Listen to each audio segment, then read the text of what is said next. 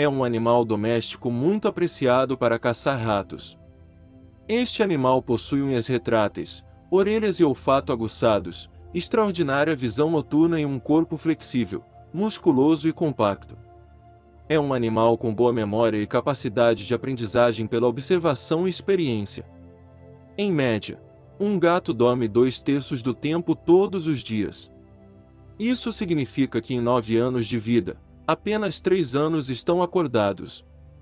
Comparado com o cérebro do cão, o cérebro do gato é biologicamente mais semelhante ao cérebro humano. Humanos e gatos têm as mesmas áreas cerebrais responsáveis pelas emoções. O gato se esfrega nos humanos não apenas para expressar amor, mas também para marcar seu território, pois as glândulas de seu rosto emitem um cheiro. A cauda e as patas também cheiram a gatos. Quanto às características físicas do gato, estamos falando de um mamífero quadrúpede, com cauda, embora o gato de Manx não possua uma, garras retráteis e pelos recobrindo todo o corpo. Possui 230 ossos que lhe conferem grande flexibilidade e elasticidade.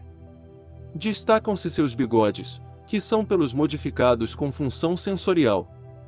Sua coloração é muito variável e pode ser monocromática, bicolor ou tricolor, apresentando diferentes padrões de listras e comprimentos.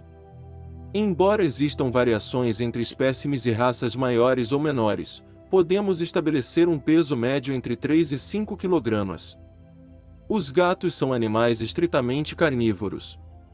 Sua alimentação no ambiente natural se baseava na caça de roedores, aves e lagartos, mas não é incomum a ingestão ocasional de plantas, supostamente para complementar sua dieta.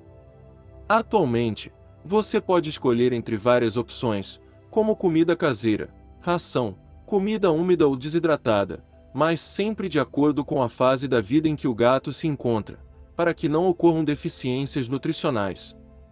Usam a linguagem corporal e miados, quando se esfregam uns nos outros. Por exemplo, os gatos estão fazendo um gesto de amizade. Quando uma fêmea se esfrega em um macho, deve estar demonstrando interesse sexual. A cauda, além de auxiliar no equilíbrio corporal, é muito usada para expressar os sentimentos do gato.